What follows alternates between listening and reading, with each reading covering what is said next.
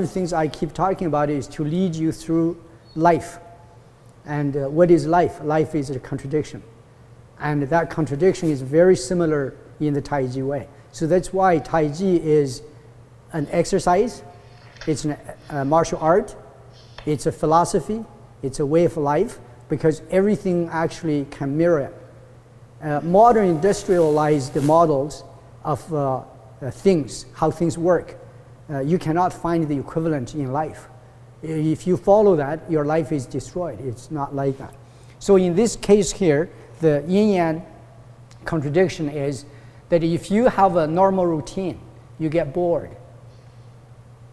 But good things only come out of a routine. So we like excitement. So you look at things. The more established civilizations have everything so normalized into patterns, traditions, that you cannot break away from it. And when that happens, the entire society is so boring, people cannot become creative anymore. People become lazy. But it's very difficult for them because they have to destroy everything to have some new ideas. And that's why civilizations rise and fall. So to have the perfect balance of having routines for certain things to make you make progress, like learning and growth, anything that requires growth, that has to be a routine, like the 4 seasons of the year. And then you need turbulent times like a storm to wash everything away, so your dirt, your mountain, your house is clean, right? Your driveway is clean. And that combination is not easy to find in human life. And even when you find it, usually it's a temporary. John Upshaw, you think about the United States, it's a good example. There are lots of things that are well established, like your legal system, like the economic system. And then you have, every 4 years you have an election. An election is a very turbulent thing, it's very disturbing. But your main structure is so strong that whatever that disturbance is actually like a rainstorm. It cleans everything, then you're back to normal. Without that normalcy, everything is destroyed. With too much normalcy, nothing is built.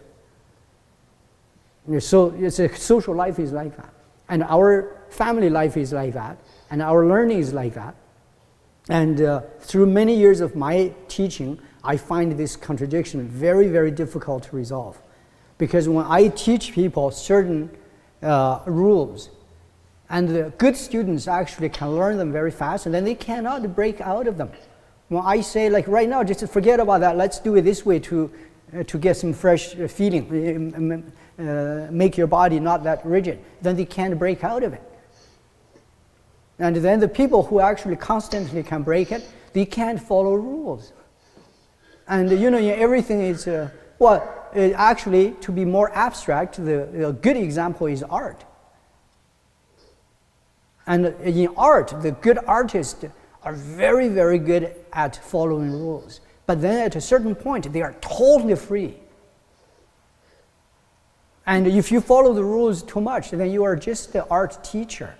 You can't create any art because you're too rigid.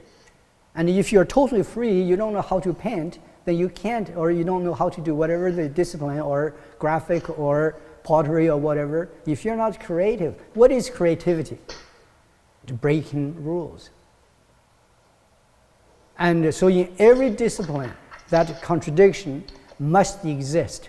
And you must use your own circumstances and your own ways to break out of it and build something out of the rules with the breaking up of rules.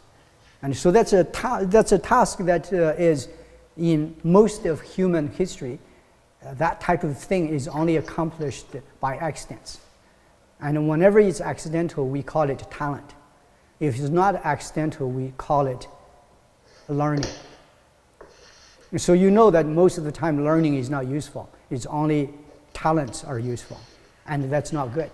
We want the learning part to help you, not the accidental talent. Because if everything depends on talent, why are we in this class? We want the learning process to change us, right?